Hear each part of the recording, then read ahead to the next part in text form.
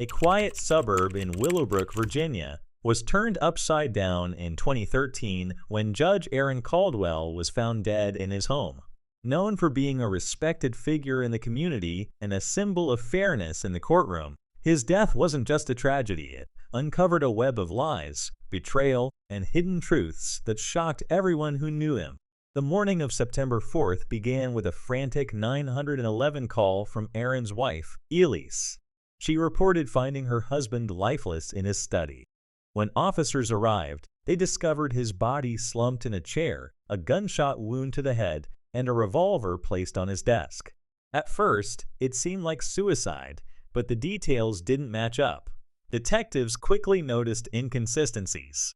There was no gunshot residue on Aaron's hands. The angle of the shot didn't make sense, and the study showed signs of a struggle. What seemed like an open and shut case suddenly took a darker turn. The authorities reclassified it as a homicide, and the town of Willowbrook braced itself for answers. Aaron Caldwell wasn't just a local judge. He was admired and trusted by nearly everyone. His decisions in court carried weight, and he was seen as a man who lived by the principles of justice. But as the investigation unraveled, it became clear that behind his polished public image, Aaron had secrets that would change how the community remembered him forever. Behind Aaron Caldwell's professional success was a life that wasn't as perfect as it seemed. While many admired him as a strong, fair judge, his personal life told a very different story. His marriage to Elise Caldwell, once filled with promise, had become strained over the years. Aaron and Elise had been married for 25 years. Elise was well-liked in the community, often seen hosting events or helping with charity projects. She appeared poised and confident, but their relationship was far from ideal. Friends and neighbors saw them as the perfect couple, but behind closed doors, their connection had faded. They barely spent time together, and their conversations were mostly about schedules or appearances, not about the things that mattered. For Aaron, this lack of closeness became unbearable. He felt disconnected from the life they had built together. Elise seemed more focused on keeping up appearances than on fixing their relationship. By 2011, Aaron had started withdrawing emotionally, spending more time at work or alone. This distance created space for something or someone else to enter his life. Aaron's unhappiness at home set the stage for choices that would later come back to haunt him. It's often said that the cracks in a foundation are where the real damage starts, and for Aaron Caldwell, those cracks were growing wider by the day. What came next would change everything. In 2012, Aaron Caldwell's life took a turn he didn't see coming. During a mentorship program at a local university where he was invited to speak about legal ethics, he met Sophia Lane. At just 20 years old, Sophia was a political science student with big dreams but limited resources. She had grown up in a modest household, working hard to support her education and help her family. To Aaron, she stood out not just for her intelligence, but for her drive and determination. Sophia had faced her share of struggles. Her father had left when she was young, and her mother worked multiple jobs to make ends meet. Sophia juggled part-time work and studies, often skipping meals to save money. To most, she seemed like a bright, ambitious young woman who was destined for success. But behind that drive was someone who felt invisible, tired of working so hard without recognition or reward. Aaron's attention was something new for Sophia. He listened to her, encouraged her, and made her feel valued in a way she hadn't experienced before. Their relationship began as a professional connection, with Aaron offering advice and support. But over time, the lines blurred. By late 2012, what started as mentorship had turned into something far more personal and far more dangerous. To Sophia, Aaron represented a way out of her struggles. To Aaron, Sophia was everything his life at home wasn't: exciting, fresh, and full of admiration for him. Their connection grew quickly, but what seemed like an escape for both of them was about to spiral into a situation neither could control. By early 2013, the once thrilling relationship between Aaron and Sophia began to show its flaws. What started as an escape for both of them turned into a source of stress and tension. Sophia, who had once been content with their secret meetings, started demanding more. She wanted recognition, a public acknowledgement of their relationship. For someone who had spent her life fighting to be noticed, being hidden in the shadows was no longer enough. But Aaron wasn't willing to risk it. He had too much to lose: his career, his reputation, and the life he had built in Willowbrook. Instead of addressing Sophia's concerns, he started pulling away. He canceled their meetings, delayed his responses to her messages, and became distant. For Sophia, this felt like betrayal. The man who had promised her so much now seemed to be abandoning her. The shift in their relationship took a heavy toll on Sophia. Friends noticed changes in her behavior. She became withdrawn, skipping classes and avoiding social gatherings. Once filled with ambition, she now seemed anxious and distracted. She confided in a close friend that she felt trapped, although she never revealed Aaron's identity. Her feelings of rejection and invisibility, which she thought she had left behind, came flooding back with even greater intensity. While Aaron tried to create distance, Sophia's desperation grew.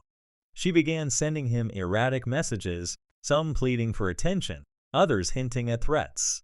The more Aaron tried to detach, the harder Sophia fought to hold on. What had started as a secret affair was now turning into an emotional tug-of-war, one that would spiral completely out of control in the months to come. By mid-2013, Sophia's desperation had reached a breaking point. Aaron's refusal to meet her demands and his growing distance only fueled her frustration. She began to take actions that went beyond mere messages. Sophia started showing up uninvited at places she knew Aaron would be: outside his courthouse, near his favorite restaurants, and even at charity events. Her presence, once unassuming, became impossible to ignore. One notable incident occurred at a high-profile charity gala in June 2013. Aaron attended with Elise, his wife, maintaining the image of a devoted husband and respected figure. But Sophia arrived uninvited, blending into the crowd. Dressed in an expensive gown she could barely afford, she approached Elise under the pretense of seeking advice about internships. The conversation seemed harmless to those watching, but Aaron instantly recognized the danger. Their eyes met across the room, and the tension was undeniable. Aaron pulled Sophia aside, trying to defuse the situation. Witnesses didn't hear the conversation, but they noticed Sophia leaving the event in tears. This public encounter was a turning point. For Aaron, it marked the moment his carefully guarded secret began to slip into view. For Sophia, it was another rejection, another reminder that she was being cast aside. Her behavior became more erratic in the weeks that followed. She started collecting evidence of their affair: emails, photographs, and gifts Aaron had given her. She even hinted to mutual acquaintances that she was involved with someone influential, though she never mentioned his name. To Aaron, this escalation was terrifying. He blocked her calls and changed his number, hoping to shut down her attempts to contact him. But these measures only seemed to intensify her anger. By the end of the summer, Sophia's obsession had consumed her entirely. What began as a secret relationship was now a dangerous entanglement, with both parties spiraling toward a confrontation neither of them could avoid. The stage was set for a clash that would have devastating consequences. As the summer of 2013 came to an end, the situation between Aaron and Sophia grew more volatile. For Sophia, Aaron's rejection felt like the ultimate betrayal. She had invested so much in the relationship, emotionally and mentally, that she couldn't accept being cast aside. Her thoughts turned darker, and she began plotting ways to make Aaron face her, no matter the cost. Sophia's behavior alarmed those closest to her. She stopped attending her part-time job, her grades plummeted, and she withdrew from her friends. When she did speak to others, it was often in cryptic terms, hinting at a powerful person who had wronged her. Her friends noticed a mix of sadness and anger in her, but none could have guessed how far she was willing to go. Aaron, meanwhile, was unraveling in his own way. The strain of managing his double life weighed heavily on him. At work, he tried to maintain his professional demeanor, but colleagues noticed he was more irritable and distracted. At home, his relationship with Elise grew colder as he became increasingly consumed by the fallout from his affair. The walls of his carefully constructed life were closing in, and he was desperate to keep everything from collapsing. By August, Sophia's actions became even more unpredictable. She started driving by Aaron's house late at night, leaving notes on his car, and even showing up outside his office unannounced. These confrontations only escalated the tension. Aaron tried to shut her out entirely, but each step he took only seemed to provoke her more. For both of them, the pressure was mounting. Aaron felt trapped, his reputation and career hanging by a thread. Sophia, on the other hand, was driven by a mix of heartbreak, anger, and a need for validation. They were caught in a dangerous cycle of rejection and obsession, and it was only a matter of time before it reached a breaking point. What came next would forever alter both their lives. On the humid night of September 3, 2013, the tension between Aaron and Sophia reached its peak. Aaron had spent the evening at a dinner with colleagues, trying to delay his return home. He knew his personal life was falling apart, but he wasn't ready to face it. As he pulled into his driveway, exhausted and preoccupied, he failed to notice that someone was watching him from the shadows. Sophia had been parked a few streets away for hours, her emotions in turmoil. She felt discarded, invisible, and desperate to make Aaron understand the pain he had caused her. She clutched the key he had once given her, a painful reminder of the promises he made but never kept. In her mind, this was the night everything would come to a head. By midnight, the quiet neighborhood was still, with only the faint glow of Aaron's porch light illuminating the street. Neighbors would later recall seeing a young woman pacing near the house, her movements tense and agitated. Sophia couldn't let the night end without confronting Aaron. She slipped through the side gate, using her intimate knowledge of the property to move unnoticed. Aaron was in his study, sitting in his leather chair, loosening his tie as he tried to relax after a long day. When Sophia entered, he was startled but not entirely surprised.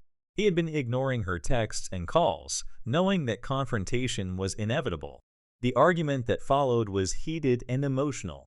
Sophia demanded answers and acknowledgement, while Aaron insisted it was over and that she needed to move on. Their words soon turned to shouting, each accusing the other of betrayal.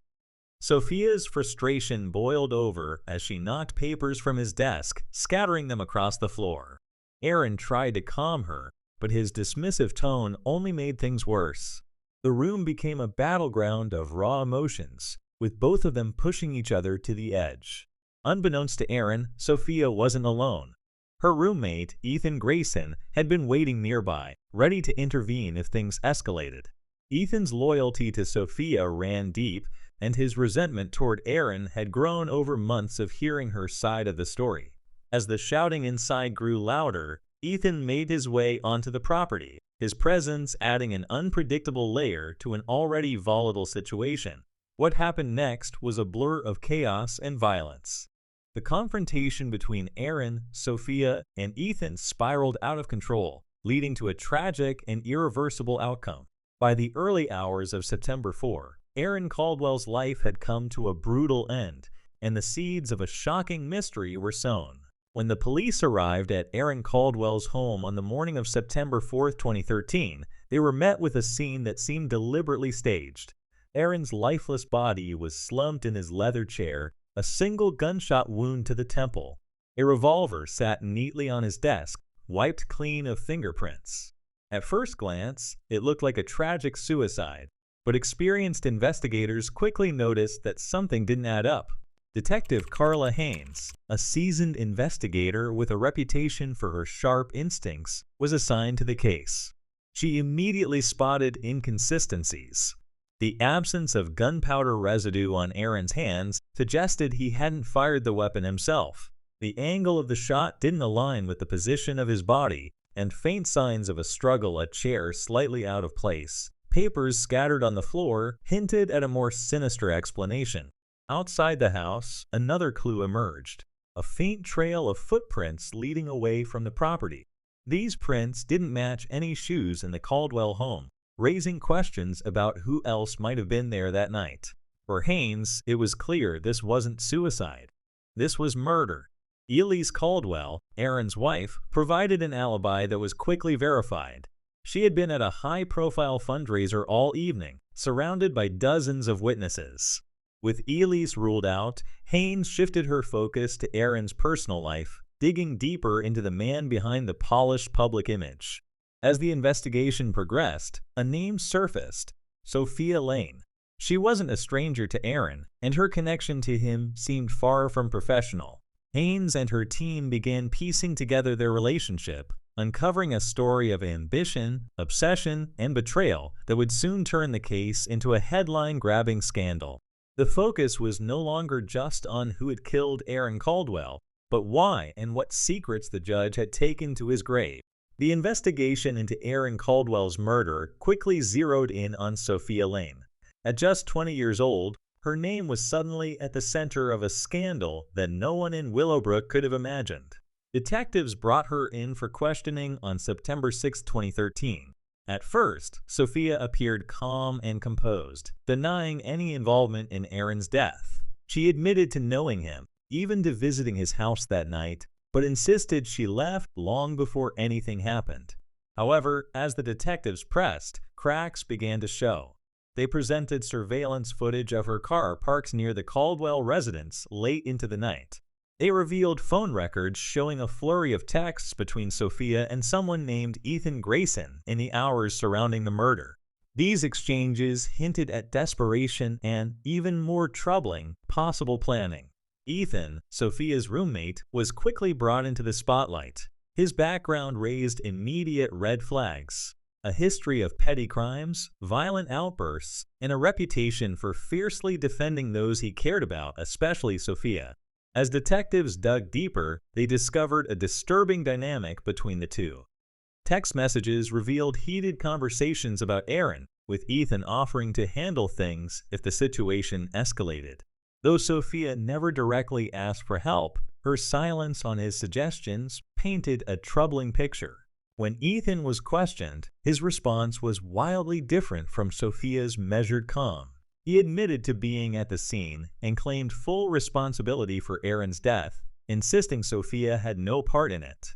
But his story was riddled with inconsistencies, and investigators sensed his loyalty to Sophia was clouding his judgment. Despite his claims, the evidence told a different story, one of shared involvement.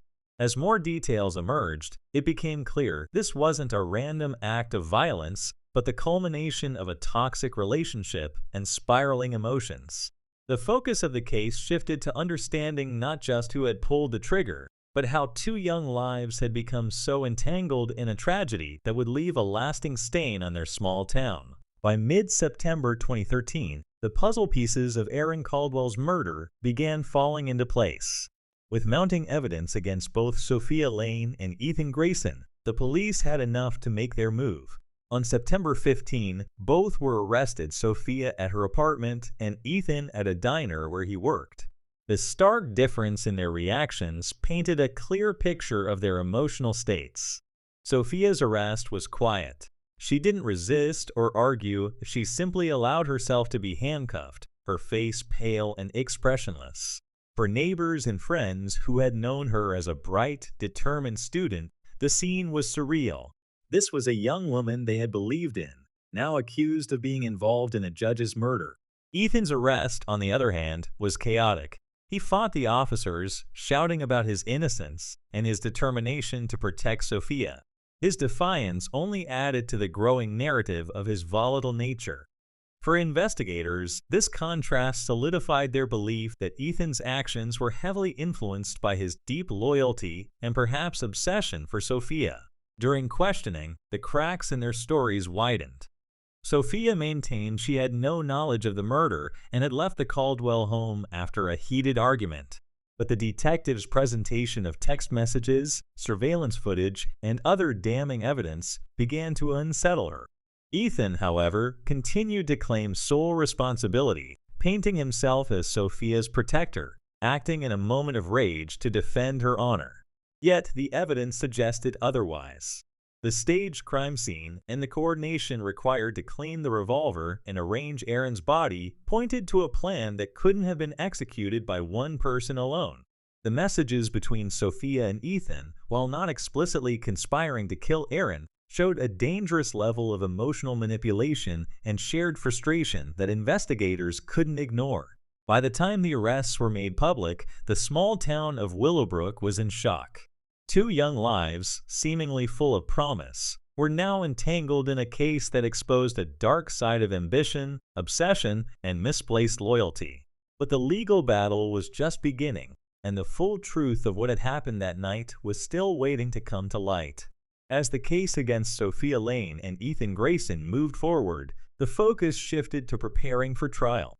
By January 2015, nearly a year and a half after their arrests, the courtroom became the center of national attention. The trial promised to be a dramatic and emotional clash, with media outlets labeling it everything from a tale of betrayal to a tragic story of broken dreams. The prosecution wasted no time outlining their case. They argued that Sophia, consumed by ambition and rejection, had manipulated Ethan into helping her carry out the murder. Text messages between the two were presented as key evidence, showcasing Sophia's growing frustration with Aaron and Ethan's willingness to act on her behalf. Surveillance footage and forensic evidence painted a picture of careful planning and a staged crime scene meant to mislead investigators. For the prosecution, this was not a crime of passion, but a premeditated act. Sophia's defense team pushed back, painting her as a victim. They claimed she was a young woman who had been seduced and discarded by a man twice her age, a man who had used his power to lure her into a toxic and exploitative relationship. They argued that Sophia's actions on the night of the murder were born out of emotional turmoil, not intent, and that Ethan acted independently, driven by his misguided desire to protect her. Ethan's defense tried to shield Sophia as much as possible, with his lawyers emphasizing his unstable emotional state. They claimed his actions were impulsive, the result of years of bottled-up anger and a deep-seated loyalty to Sophia. However, the evidence contradicted this narrative. The precision of the crime and the staged elements of the scene pointed to a level of planning that couldn't be dismissed as spur-of-the-moment rage. The courtroom atmosphere was tense, with every testimony and piece of evidence further polarizing public opinion. Was Sophia a manipulative young woman who used Ethan to do her bidding? Or was she a victim dragged into a tragedy by a man who had exploited her vulnerabilities and another who couldn't control his emotions? The answers would determine their fates, but as the trial unfolded, it became clear that there were no easy truths in this case. Only a tangled web of decisions that led to one devastating night. As the trial unfolded, the courtroom became a stage for gripping testimonies and emotional revelations. The prosecution called Elise Caldwell, Aaron's widow, to the stand, and her testimony was one of the trial's most heartbreaking moments. Dressed in somber black, Elise described the months leading up to Aaron's death, recounting his increasingly secretive behavior and their growing distance. Elise shared how she had discovered love letters hidden in Aaron's study letters filled with longing and promises, all written by Sophia. These letters, combined with Aaron's late nights and withdrawn demeanor, painted a picture of a man leading a double life. Her voice trembled as she revealed the pain of realizing her husband had been unfaithful, but it was her description of finding his lifeless body that left the courtroom silent. The defense, in contrast, focused heavily on Sophia's testimony. Taking the stand was no easy task for the now 22-year-old, who appeared frail and subdued.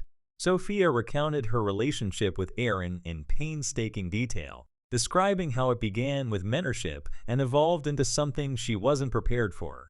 She spoke of the promises he made, the gifts he gave, and the emotional bond she thought they shared. But as she described Aaron's growing coldness and eventual rejection, her tone shifted from sorrow to bitterness. Sophia maintained her innocence, insisting she went to Aaron's house that night only to seek closure. She claimed she had no intention of harming him and denied conspiring with Ethan. However, under cross-examination, her composure faltered.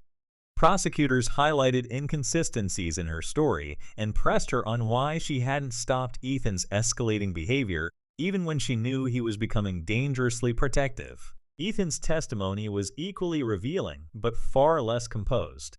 He admitted to killing Aaron but insisted it was an act of impulse, driven by anger and loyalty to Sophia. His version of events painted him as a misguided protector, lashing out at a man he believed had ruined Sophia's life.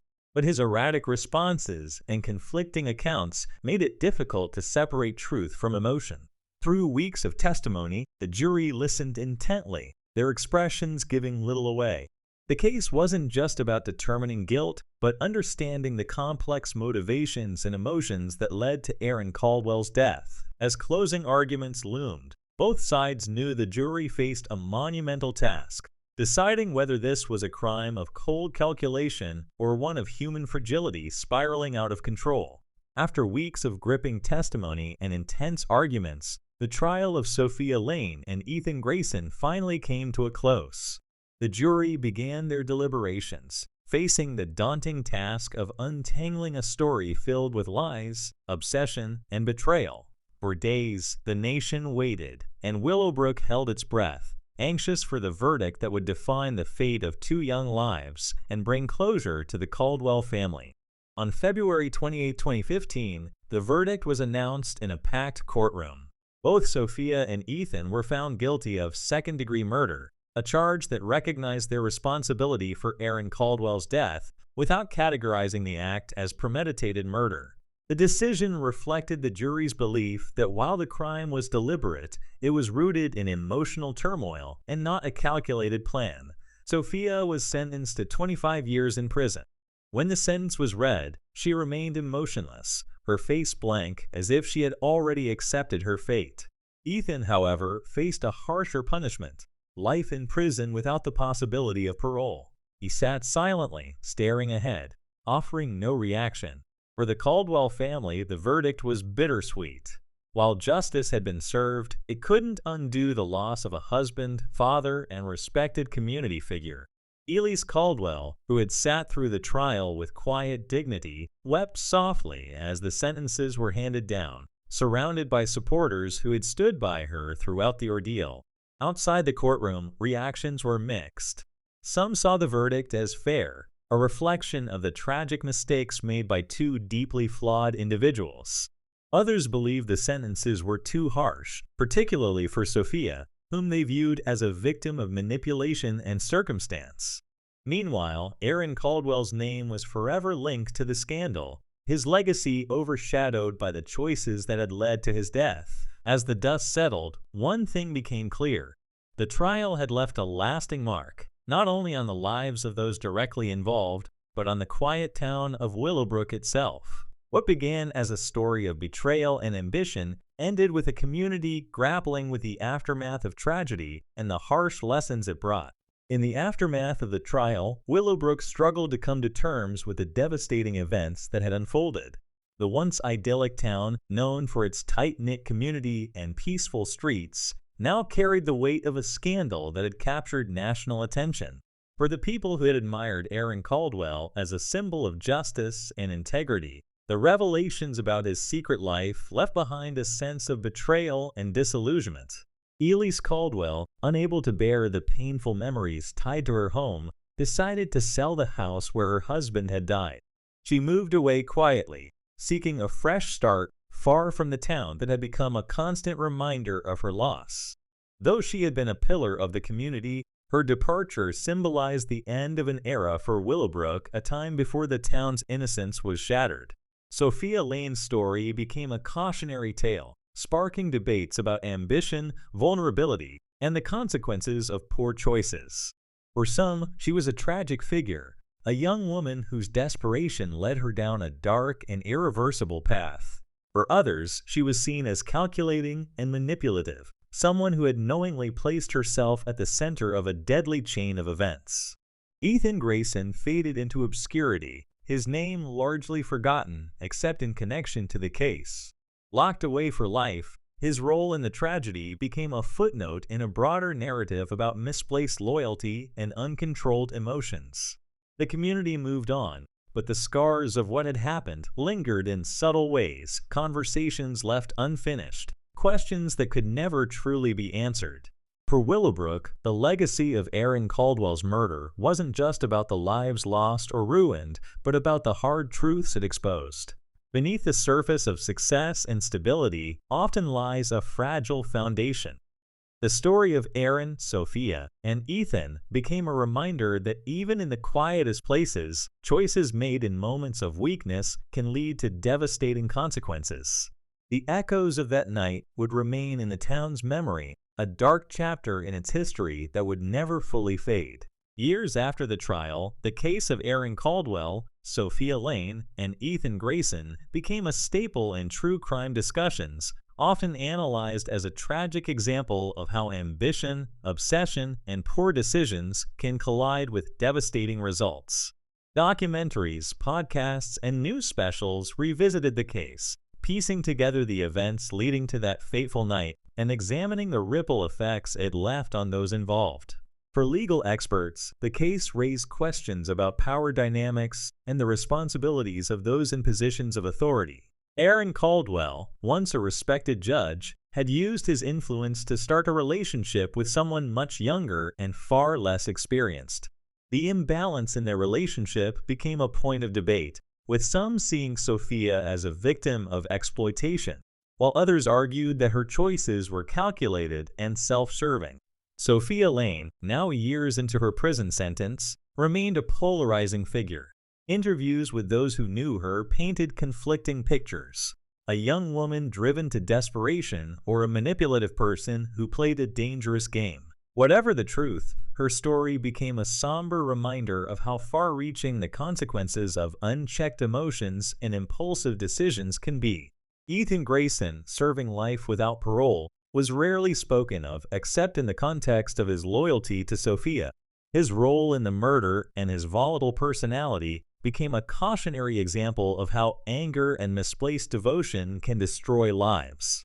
For many, his name was a shadow of a larger narrative, a tragic figure caught in a storm he helped create. The Caldwell case also left a lasting imprint on the community of Willowbrook.